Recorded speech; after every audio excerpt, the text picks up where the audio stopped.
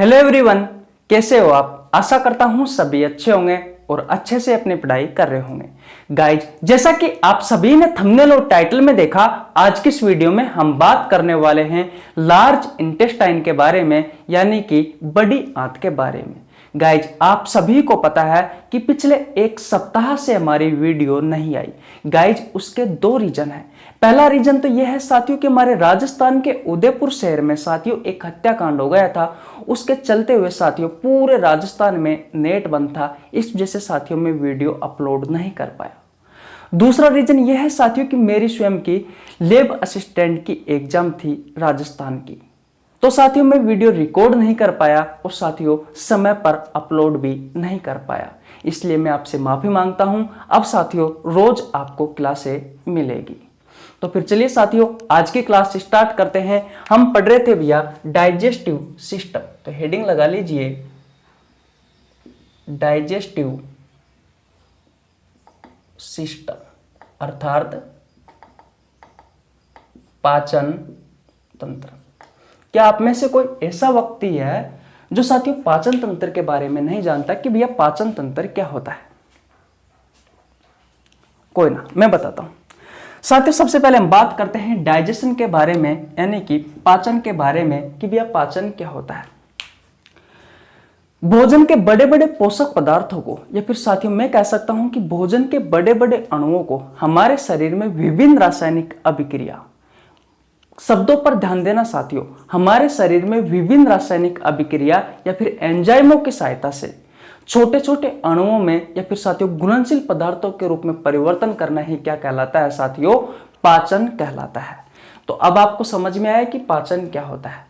अब बात करते हैं साथियों सिस्टम की, तंत्र की, कि भैया ये सिस्टम क्या होता है। तो भैया ग्रुप ऑफ ऑर्गन्स, यानी कि अंगों का समूह ही क्या कहलाता है साथियों? सिस्टम कहलाता है, तंत्र कहलाता है। अगर साथियों मैं इन दोनों डेफिनेशन को एक साथ मिलाकर बोलूं तो मैं कह सकता हूं कि ऐसे अंगों का समूह जो साथियों हमारे पाचन में हेल्प करते हैं, ऐसे अंगों के समूह को क्या कहा जाता है साथियों? पाचन तंत्र कहा जाता है। साथियों लास्ट क्लास में हमने किसके बारे में पढ़ा था? तो भैया हमने स्मॉल इंटेस्टाइन के बारे में पढ़ा था। स्मॉल इंटेस्टाइन के बारे में पढ़ा था, यानी कि साथियों हमने पढ़ा था भैया छोटी आंत के बारे में।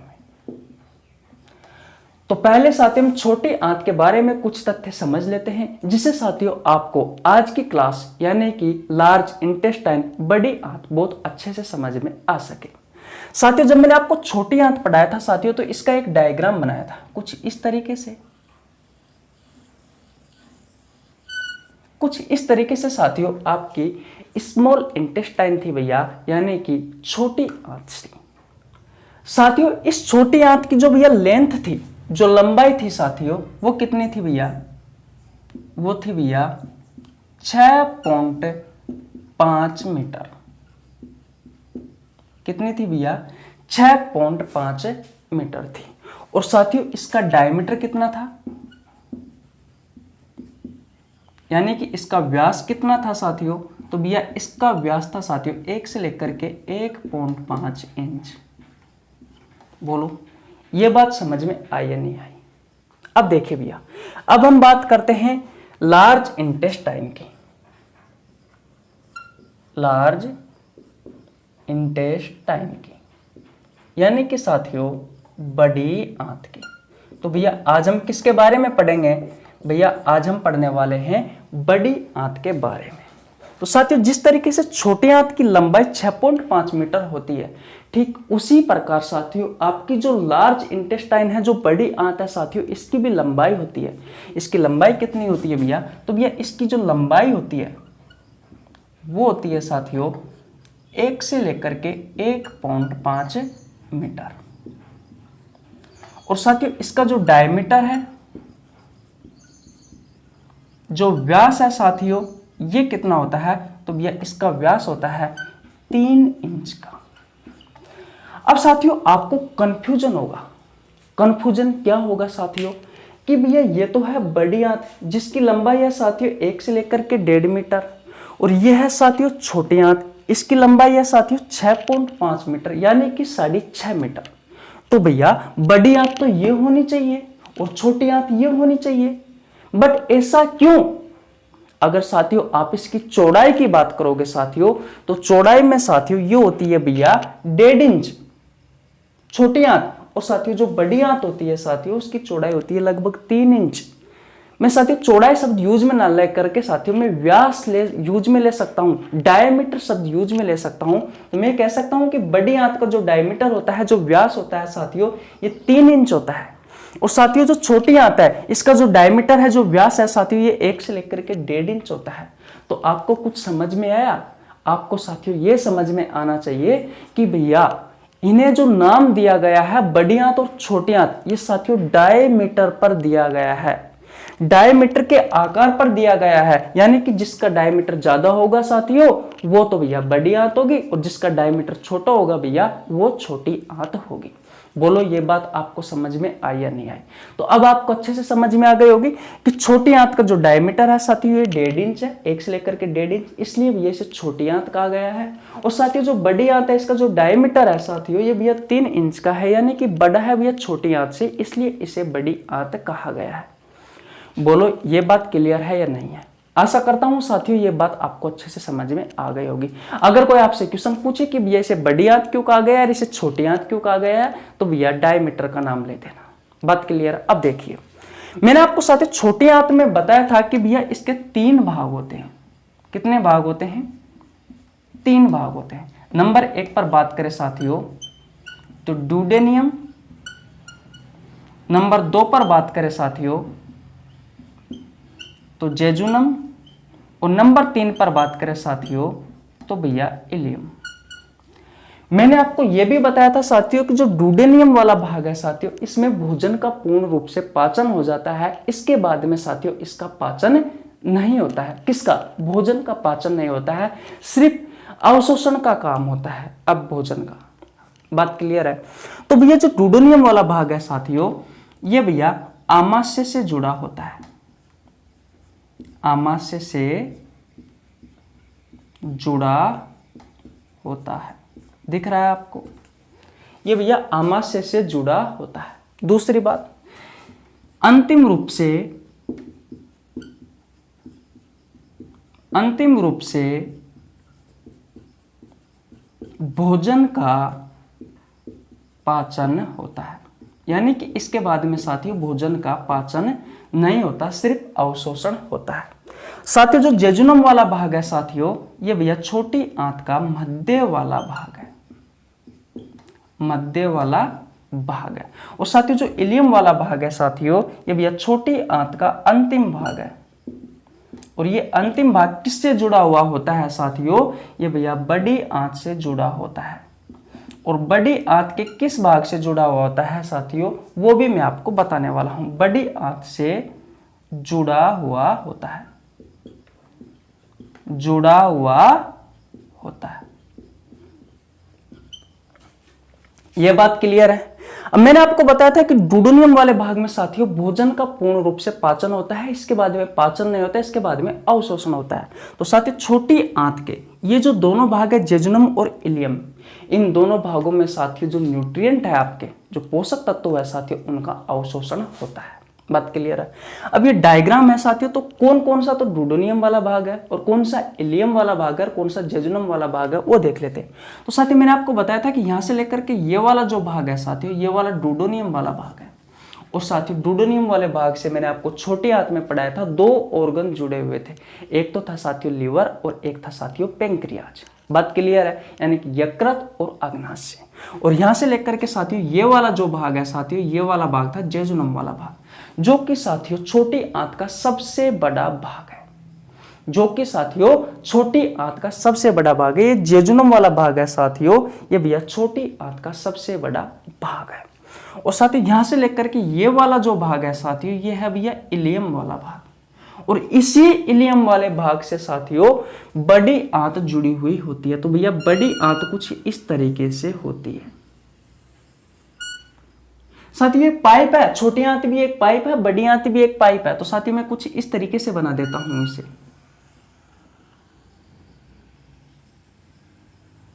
और यहां अंतिम रूप से साथियों एक थैलीनुमा संरचना होती है, पाउच लाइक कुछ इस तरीके से होती है।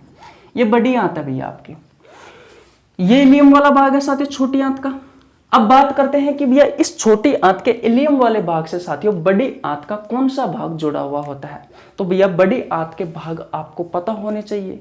तो भैया बड़ी आंत के भी 3 भाग होते हैं। कितने भाग होते हैं भैया? 3 भाग होते हैं। तो मैं इधर लिख लेता हूं, बड़ी आंत के कितने भाग है? 3 भाग है। नंबर 1 पर बात करें साथियों तो कौन सा है भैया? तो भैया सेकम है, सीकम। कौन सा वाला भाग है? सिक्किम नहीं साथियों, सीकम वाला भाग है। और नंबर 2 पर है साथियों कोलोन, और नंबर 3 पर बात करते हैं साथियों तो रेक्टम वाला भाग है, रेक्टम। बात क्लियर है? तो साथियों अब बात करते हैं कि सीकम वाला भाग कौन सा है। तो देखिए साथियों, यह है सीकम वाला भाग, यहां से लेकर के साथियों और यहां तक, ये भैया सीकम वाला भाग है। और यहां से लेकर के साथियों यहां तक, यहां से लेकर के साथियों ये वाला जो भाग है साथियों ये है भैया कोलोन। और साथियों ये जो पाउच लाइक आपको संरचना दिखाई दे रही है साथियों, ये वाला भाग है रेक्टम। ये कौन सा भाग है साथियों? ये भैया रेक्टम वाला भाग है। तो अब आपको क्या पता लगा? ये बड़ी आंत का साथियों ये जो सीकम वाला भाग है, ये जो बड़ी आंत का ये सीकम वाला भाग है साथियों, किससे जुड़ा हुआ है साथियों? छोटी आंत से जुड़ा हुआ है। किससे जुड़ा हुआ है भैया? छोटी आंत से। और छोटी आंत में भी किससे? तो भैया इलियम वाले भाग से, इलियम वाले भाग से। बात क्लियर है साथियों? बड़ी आंत का मध्य वाला भाग ये है, और साथियों सबसे बड़ा भाग भी यही है, सबसे बड़ा भाग भी यही है। और साथियों जो रेक्टम वाला भाग है, इस रेक्टम वाले भाग के साथ रेक्टम की जो संरचना होती है साथियों पाउच लाइक होती है, थैलीनुमा एक संरचना होती है कुछ इस तरीके से। ये देखो मैंने आपको बनाई हुई भी है, ये कुछ इस तरीके से।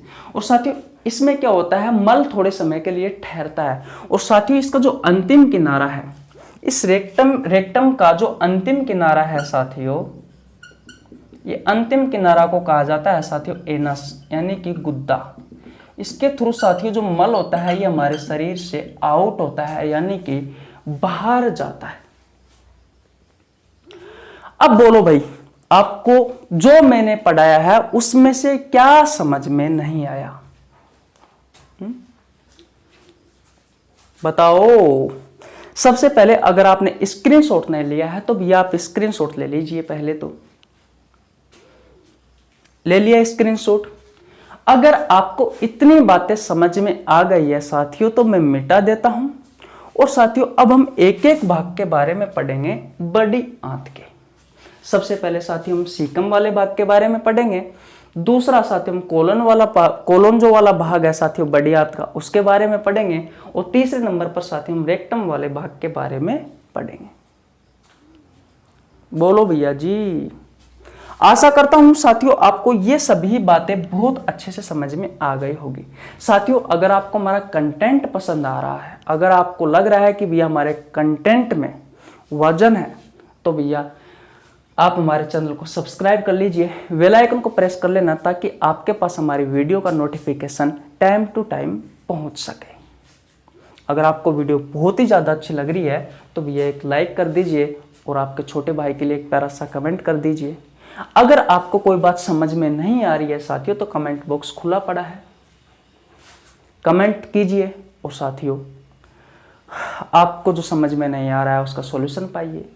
रही दूसरी बात साथियों, तो भैया पाचन तंत्र की आज हमारी अंतिम क्लास है जिसमें हम बड़ी आंत के बारे में पढ़ रहे हैं। बड़ी आंत के बाद में साथियों हमारे चैप्टर खत्म हो जाता है, क्योंकि मैंने आपको बताया था साथियों कि पाचन तंत्र की जो शुरुआत है साथियों माउथ से होती है। और साथियों इसका जो अंतिम वाला भाग है वो होता है रेक्टम, ये वाला भाग, एनस गुदा द्वार, ये वाला भाग।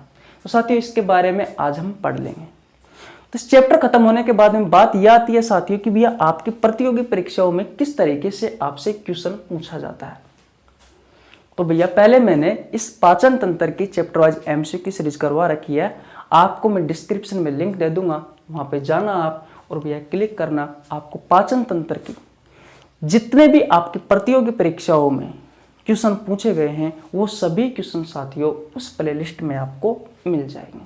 तो वहाँ से भैया वीडियो जरूर देख लेना। आशा करता हूँ साथियों छोटी सी चीज़ें थी, आपको बहुत अच्छे से समझ में आ गई होगी। मैं मिटा देता हूँ साथियों और फिर हम हेडिंग लगाते हैं भैया सीकम के बारे में। मिटा दूँ भैया? ओके।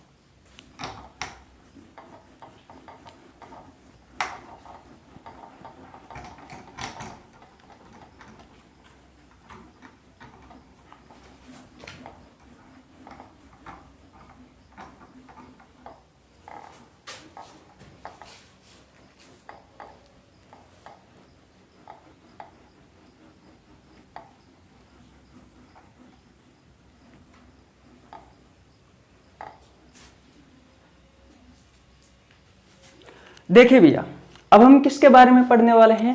बड़ी आंत के सीकम वाले भाग के बारे में पढ़ने वाले हैं। तो भैया आप हेडिंग क्या लगाओगे? नंबर 1 पर सीकम। सीकम संरचना देख लेते हैं इसकी। इधर देखिए, तो ये तो हो गई भैया आपकी छोटी आंत। और फिर साथियों यहां से कुछ इस तरीके से साथियों आपकी ये बड़ी आंत है।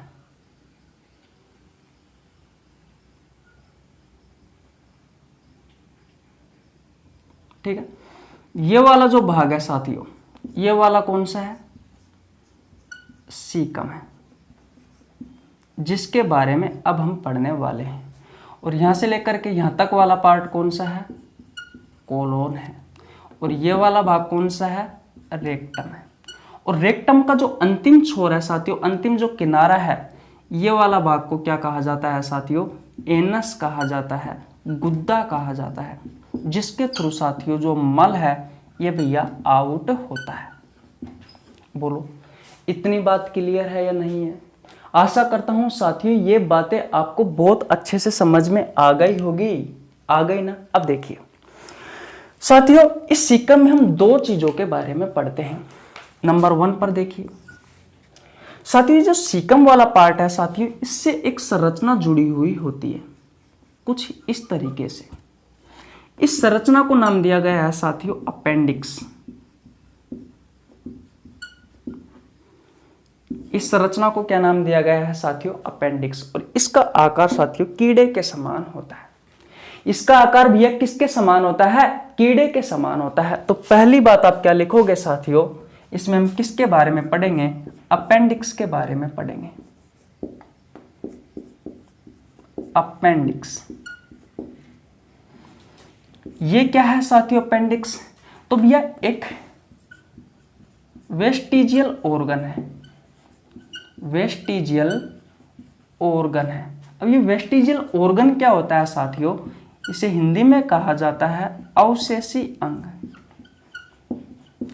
यानी कि ऐसा अंग साथियों जो हमारे शरीर में तो है, लेकिन भैया इस अंग का कोई काम नहीं है। मैंने क्या कहा साथियों? अपेंडिक्स क्या है? एक साथियों वेस्टिजियल ऑर्गन है, यानी कि अवशेषी अंग है। यानी कि ऐसा अंग जो हमारे शरीर में तो है साथियों, लेकिन भैया इसका कोई काम नहीं है। साथियों ये अवशेषी अंग हमारे शरीर में कितने हैं साथियों? 5 है। तो भैया सबसे पहले ये अवशेषी अंग के बारे में जानते हैं कि कौन कौन से हैं। देखिए एक तो है साथियों विजडम टीथ। विजडम टीथ को बोला जाता है साथियों अक्ल के दांत। अक्ल के दांत नंबर 1 पर दिख रहा है आपको? हाँ। नंबर 2 पर बात करते हैं साथियों टेलबोन की, यानी कि पूंछ की हड्डी, यह अवशेषी अंग है साथियों। नंबर 3 पर बात करते हैं साथियों हम बॉडी हेयर की, यानी कि शरीर के बाल की। ये साथियों ऐसे अवशेषी अंग है जो हमारे शरीर में तो है, लेकिन भी इनका कोई काम नहीं है। और नंबर 4 पर बात करते हैं साथियों पिन्ना की। पिन्ना का मतलब समझते हो साथियों? हमारा जो कान का बाहरी आवरण है, इस कान के बाहरी आवरण को क्या कहा जाता है साथियों? ये आपको दिखाई देता है, ये वाला भाग है साथियों पिन्ना। ये एक अवशेषी अंग है साथियों। और नंबर 5 पर कौन सा है साथियों? नंबर 5 पर है भैया आपका ये वाला, ये अपेंडिक्स।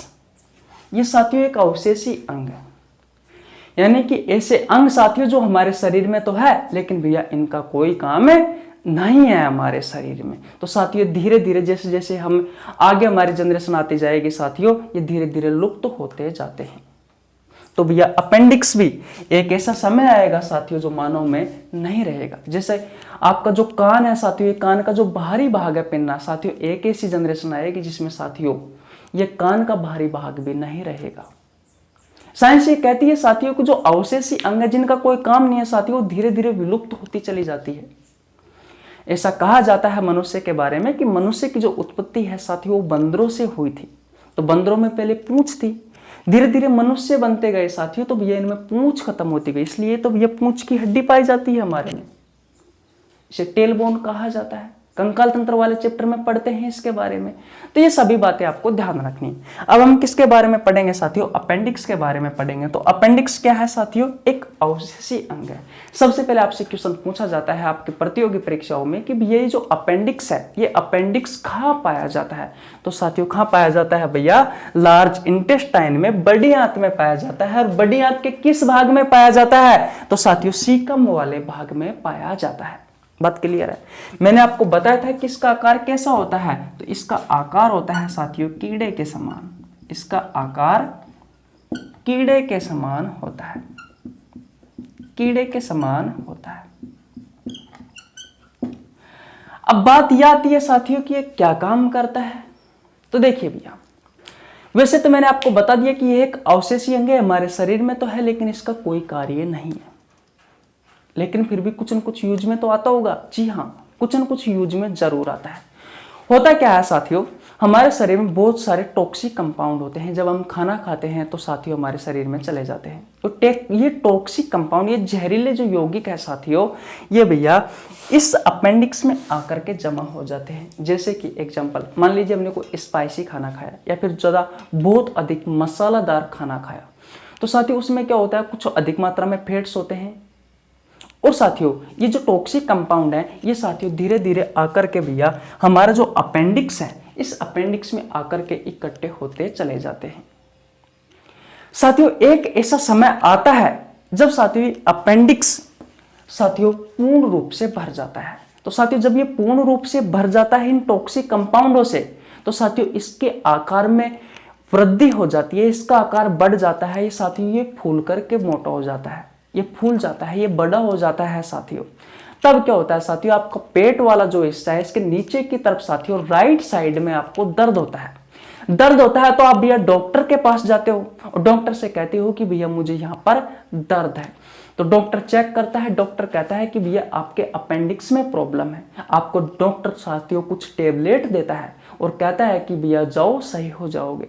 लेकिन जब आप थोड़े दिन उन टेबलेटों को लेते हो, उन दवाइयों को लेते हो साथियों, तो बहुत सारी ऐसी जो नॉर्मल स्टेज होती है साथियों, जब दर्द करना स्टार्ट हो जाती है तो उसमें तो क्या है कि फायदा पड़ जाता है, आप सही हो जाते हो। लेकिन कभी कभी क्या होता है कि जो स्टेज है साथियों वो बड़ी हो जाती है, तो उस स्टेज में साथियों फायदा नहीं पड़ पाता।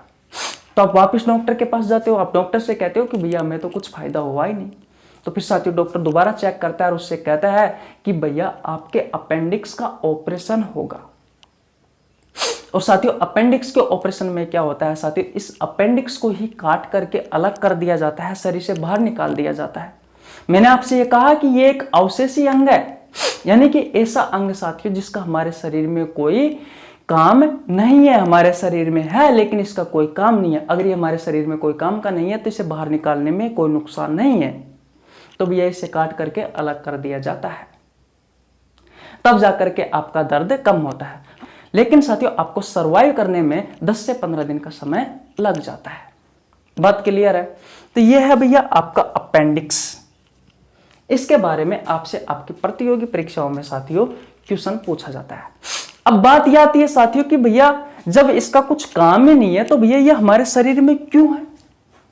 तो साथियों जब हम बंदर थे तो भैया बंदर उस समय घास फूस खाते थे।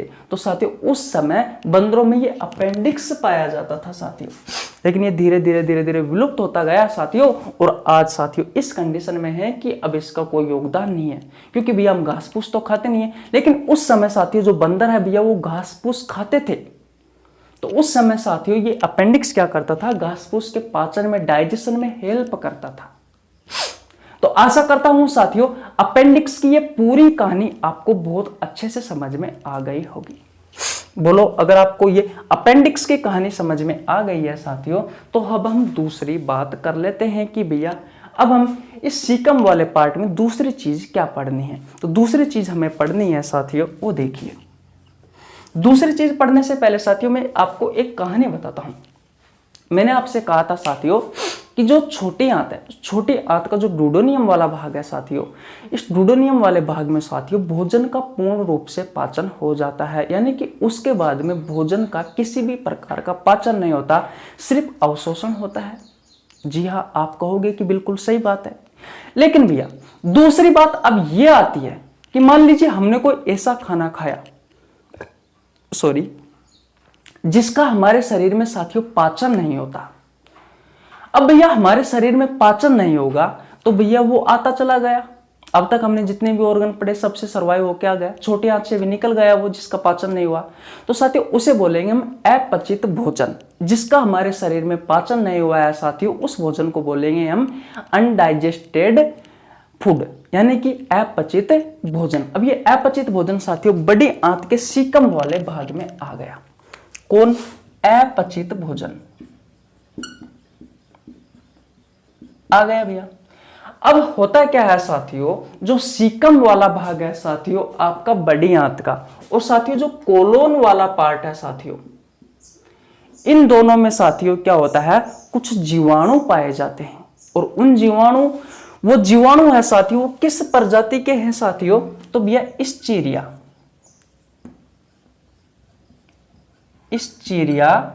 कोलाई प्रजाति के साथियों जीवाणु पाए जाते हैं हमारे बड़ी आंत के साथियों सीकम और कोलन वाले भाग में। आपको कुछ समझ में आया? मैंने आपसे यह कहा कि बड़ी आंत के सीकम वाले भाग और कोलन वाला जो भाग है साथियों, इसमें साथियों इस्चीरिया कोलाई नामक जीवाणु की एक प्रजाति निवास करती है। साथियों ये जो जीवाणु है साथियों ये अच्छे जीवाणु है, हमारे शरीर को नुकसान नहीं पहुंचाते, हमारे शरीर में ये बीमारी नहीं करते। ये क्या करते हैं साथियों, जो अपचित भोजन आया है इस अपचित भोजन को साथियों मल के रूप में कन्वर्ट करते हैं। किसके रूप में कन्वर्ट करते हैं साथियों? मल के रूप में कन्वर्ट करते हैं भैया ये इस्चीरिया कोलाई बैक्टीरिया। इसलिए साथियों ध्यान रखना है, जो सीकम और जो कोलन वाला पार्ट है साथियों इसे कहा जाता है हाउस ऑफ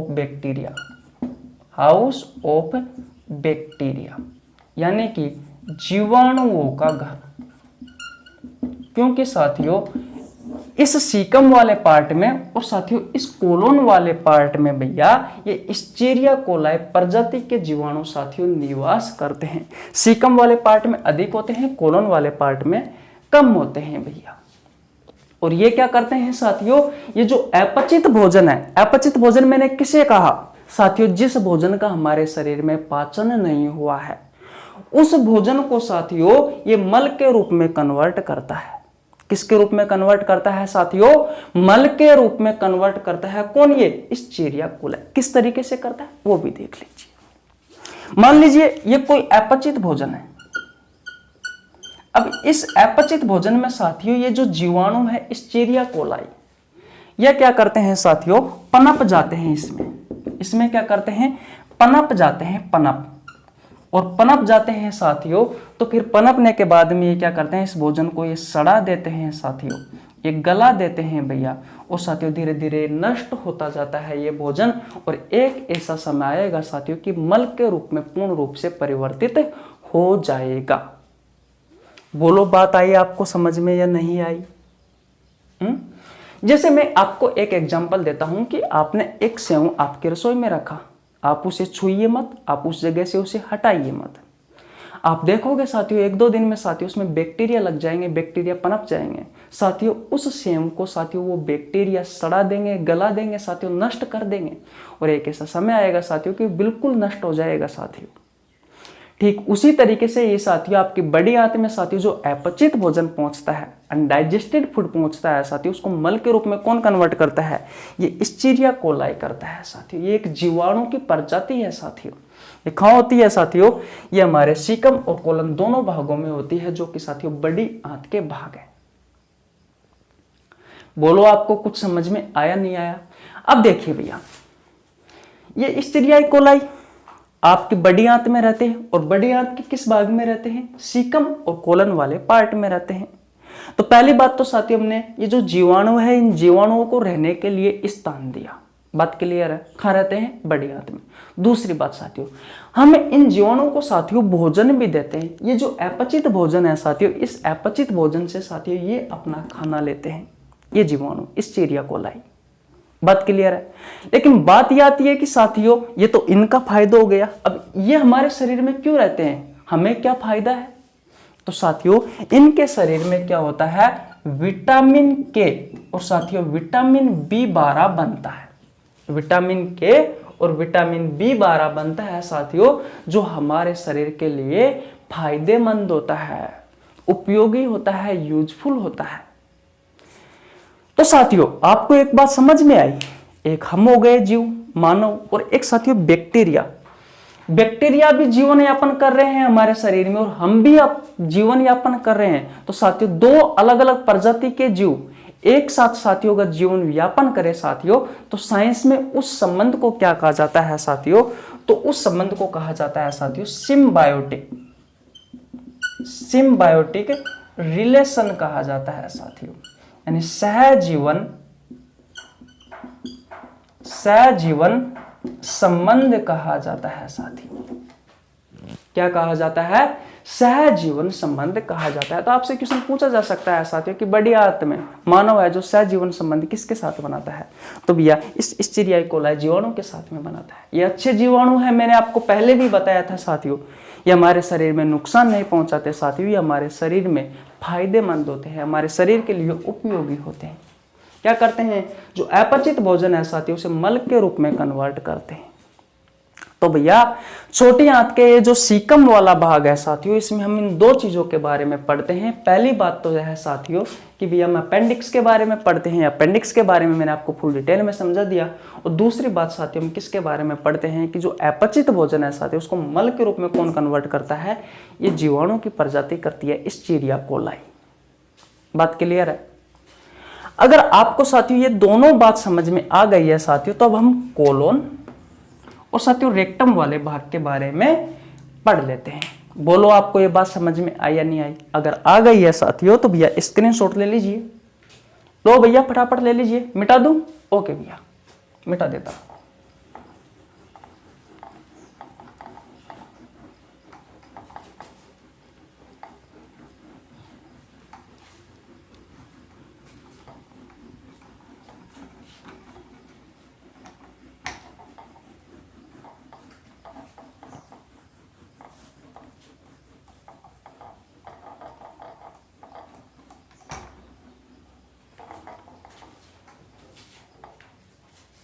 देखिए भैया अब बड़ी आंत का सीकम वाला भाग तो हमने अच्छे से पढ़ ही लिया। अब हम किसके बारे में पढ़ेंगे साथियों? बड़ी आंत का जो दूसरा भाग है साथियों कोलोन, उसके बारे में पढ़ेंगे।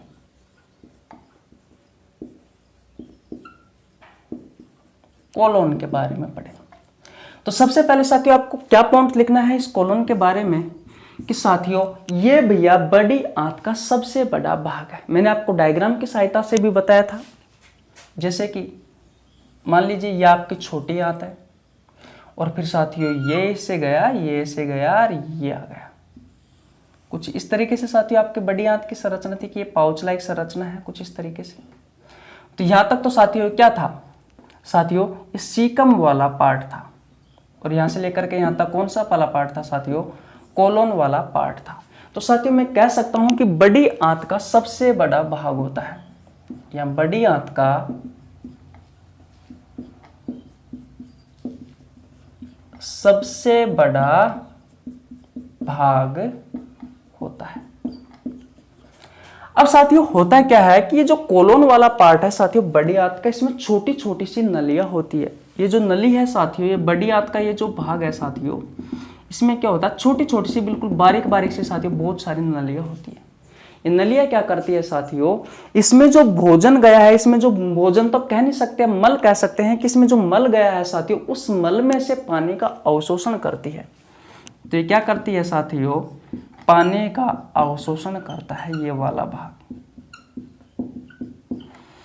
बड़ी आंत का कोलन वाला पार्ट क्या करता है, पानी का अवशोषण करता है। अब जो मल है साथियों ये भैया ठोस अवस्था में है,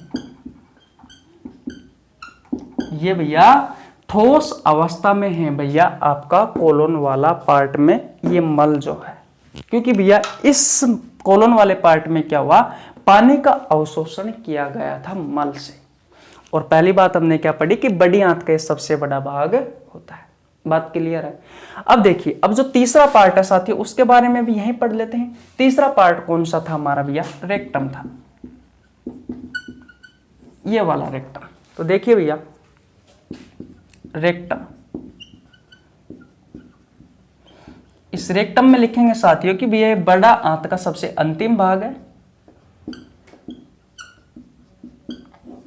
ये साथियों बड़ी आंत का अंतिम भाग है, पहली बात तो ये लिख लीजिए। दूसरी बात साथियों, इसमें जो मल है ये भैया कुछ समय के लिए ठहरता है, कुछ समय के लिए ठहरता है। और साथियों अगली बात आप क्या देखोगे, मैंने आपको बताया था साथियों कि रेक्टम की जो संरचना होती है पाउच लाइक होती है, कुछ इस तरीके से होती है साथियों।